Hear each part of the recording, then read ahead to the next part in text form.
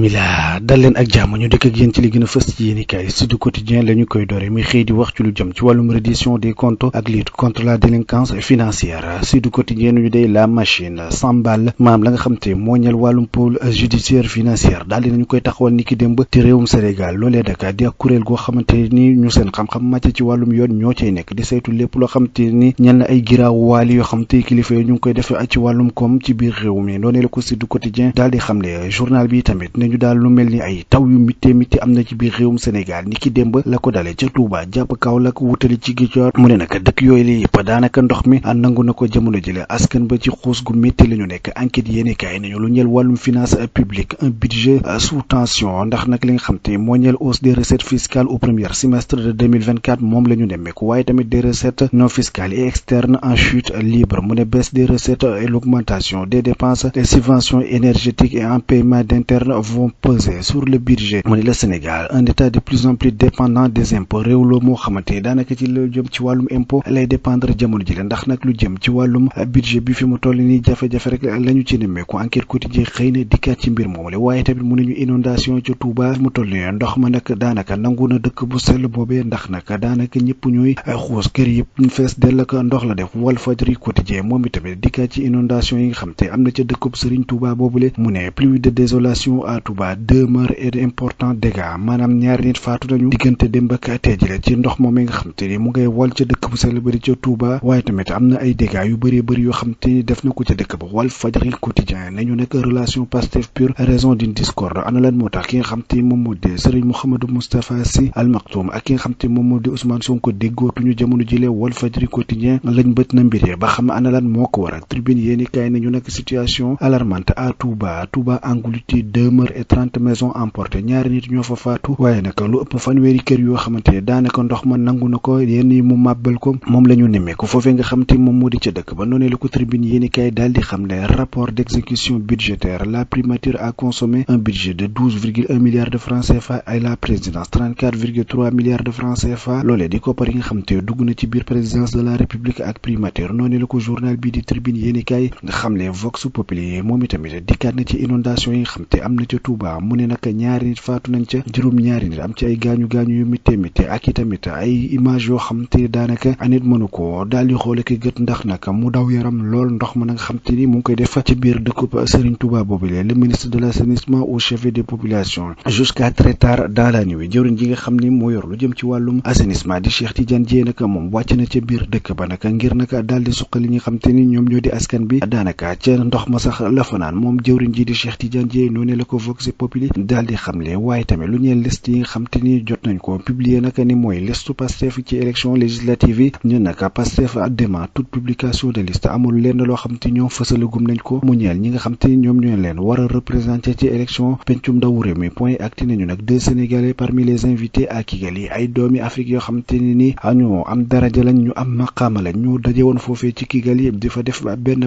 réunion ñu ne nag am na ñaari doomi Sénégal yoo xam ne bokk nañu ca ñu mën cee gis kii di Yérim Sow ak Makhtar Diop ñoom nag teewoon nañu moomeem daje waaye tamit point acti nañu Touba sous les eaux ndox mi fi mu toll nii daanaka mu ngi yóbbu dëkk bi nga xam te moom moo di ci Touba kër yi yëpp daanaka nangu na ko jamono jële Madiambal Diagne xam ne ci point acti tamit nee ñu ci ñetti weer yi nga xam te moom la ñu génn primature a dépensé 12,1 milliards de francs CFA fukki milliards ak ñaar yu toftal benn noonu la ko journal bi daal di xam ne L'As quotidien nañu 2 décès et des dégâts à Touba fa nga xam te moom moo di ci dëkk bu sell bay di Touba ndox ma nag def na fa giraawaali ndax nag ñaari nit faatu nañu ca waaye tamit ay dégâts yu bëree bëri yoo xam te mënees na ko nemmeeku ci biir dëkk boobee l'indépendant yéeni kaay nañu pôle judiciaire financier nag fi mu toll nii tàmbali na liggéey bi la reddition des comptes lancé tàmbali nañ li nga xam te moo ñeel wàllum reddition des comptes képp koo xamante ni ba ñu la dénkee rawatina ci nguurug Macky Sall andi woon ngay njuuj njaaj maanaam jël xaalisu askan bi dugal ko fu mu warul woon a dugg bu yeboo nag nga xam ne fi mu toll nii yoon dana dal ci sa kaw ndax kuréel gi nga xam te moom moo war a sàmmoo lu ni mel daal dinañu koy taxawal ni ki démb liggéey ba daal di tàmbali en relief quotidien dikkaat na ci mbir moom mu leen mënuñu pôle judiciaire financier aux trousses des prédateurs ñi nga xam te ni luubal nañu alalu askan bi danañu tàmbali nag ñoom dal ci seen kaw jamono jile inondation à Touba encore des dégâts au moins un mort noonu la ko en relief quotidien daal di xam ne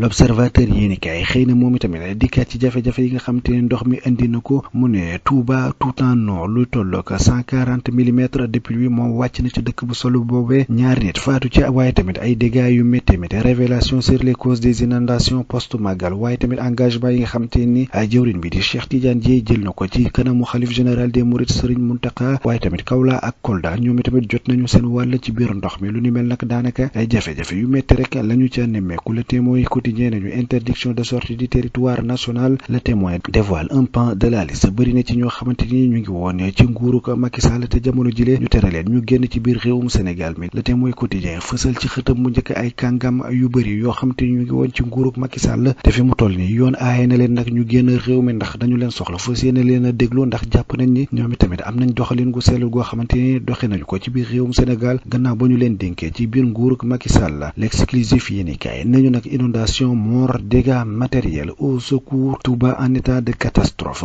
dëkk bu sell bi di Touba jamono ji li nag ñoom ci ay jafe-jafe yu métti la ñu rekk ndax ndox ma nga xamante ni fi mu toll nii wàcc na ci dëkk ba nangu na kër ya ba sax daal dina def ay giraawaali ñaari nit ñàkk ci seen bakkan ak ay dégâts yu métti. Le Soleil quotidien nañu Ousmane Diagne ministre bi nga xamante ni moo yor lu jëm ci wàllum yoon wax na nag ci gannaaw ba nga xamante ni ñu ngay taxawal pôle financier judiciaire mu ne une réponse à l'exigence citoyenne de redevabilité. Mbacké Fall procureur général de la cour d'appel de Dakar la nga xamante xam ne ko nag mooy amul règlement de compte waaye nag reddition des comptes la ñu wax ngir képp koo xamante ni daal di nga def giraawaali luubal alalu askan bi ñu daal di la mën a teg ci yoon nga daal di koy delloosi daan ya nga xam te moom moo ca war ñu tegloo ko. Le Point acti ne ñu nag inondation bi nga xam te ni am na foofee ci Touba marqué par des décès de personnes et l'effondrement de quelques maisons mu ne la présence du député Serigne Cheikh Thioro Mbacké sur le terrain salué par les sinistrés ki nga xam te ni moom moo di député Pastef bi di Cheikh Thioro Mbacké nag moom mu nga ca mbedd ma ànd ak askan bi di bokk ak ñoom li nga xam te moom moo di naqarew ba tax na nag ñu bëri ci ñi nga xam te ñoom ñoo di sinistré yi daal rafetlu nañu li nga xam te moom moo di taxawaayu Cheikh Thioro Mbacké. Le Regard yéenikaay moom itamit xëy na dikkaat ci inondation yooyu la mu ne la Cheikh s'engage à nouveau ki nga xam te ni moom moo di Cheikh Tidiane Dièye mi nga xam te moo yorul jëm ci wàllum assainissement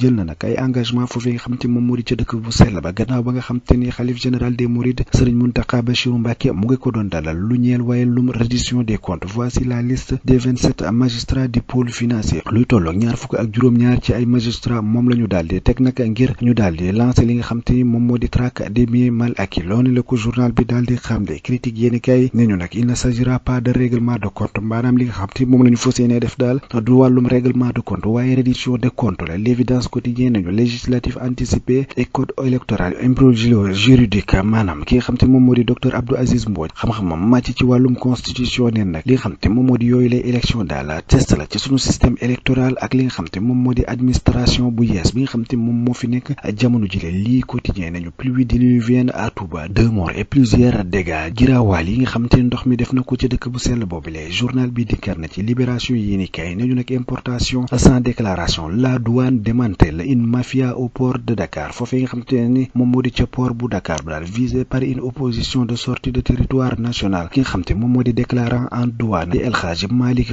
Diop nag niki altine la ñu ko daal di jàpp ca Rosso moom mu doon jéem a génn réew mi doon jéem a daw te dañ ko tere nag mu daal di génn réewum Sénégal ndax nag jàpp nañ ni am na ay jéey yoo xam te def na ko ci biir réew mi rawatina foofee nga xam te ni moom moo di ca port boobu Ndakaaru doon fi dugal ay jëmtuwaay yoo xam te daaw ko déclaré du bàyyi port wóor nag gannaaw ba nga xam te waa douane tànc nañu ko ñoom nag génne nañ lu tolloo ko ñetti milliards de francs CFA daal di koy fay am na ci ñetti transitaires yoo xam te fi mu toll nii jot nañ leen a def mandat de dépôt ndax ñoom tamit dañuy liggéey te la nga xam te moom la ñu dugal ci biir réew mi duñu ko déclaré noonu la ko Libération yéeni kay daal di xamle. L'éveil quotidien nañu nag migrants aux îles Canaries 1700 sénégalais recensés fa nga xam te ni moom moo di ca îles Canaries nekk ca Espagne luy toll ak junni ak juróom-ñaar téeméeri doomu réewu Sénégal yoo xamante ni ay gaal la ñu jëloon ngir dem foofee nga xam te moom moo di ca Espagne ñoom la ñu fa daal di téye nag ci boobu lépp île ñu nekk fa jamono jile doone la ko L'éveil quotidien xam ne waaye tamit journal bi nañu day falsification politicienne di rapport di FMI par Abdou Latif Coulibaly ki nga xam te moom moo di Abdou Latif Coulibaly daal moom moo falsifié li nga xam te moom moo di rapport boobu FMI bi nga xam te jamono jile yëpp ñu ngi koy ngawtee ci biir réewum Sénégal ne li nga xam te ni moom moo di koom-koomu réew mi daanaka ci ay jafe-jafe la nekk noonu la ko journal bi di L'éveil quotidien xam ne source a nañu nag sale temps à Touba la nga xam te moom lañ fa nemmeeku daal mooy jafe-jafe yu métti te ndox mi nag moom moo ko waral. journal bi tamit dikkaat na ci ñaar fukk ak juróom-ñaari magistrat yi nga xam te tabb nañ leen ngir nag ñu daal di jiite li nga xam te moom moo di reddition des comptes bi ci biir réewum Sénégal. Le quotidien yéeni kaay dikkaat ci taw boobee nga xam te am na ca Touba mu ne nag lu tolloog 140 millimètres téeméer ak ñeent fukk ci ay millimètres moom moo wàccee ci dëkk bu sell boobe ci génn ko guddi ñaari nit ñoo ca daal di faatu ñàkk seen bakkan ak ay kër yoo xam te ni màbb nañu ndox mi daal di koy yóbbu nga xam te nag ñoom ñoo nekk ci nguur gi jamono ji nee nañu te dañu def seen kéem kàttan ba daal di wàllu askan ba waaye tamit jële fa ndox ma noonee la ko journal bi di Le Quotidien yéenekaay xam ne mbokk yi mu nekkoon li gënoon a fas yéenekaay ñu doon leen ko dégtal di leen jox dig daje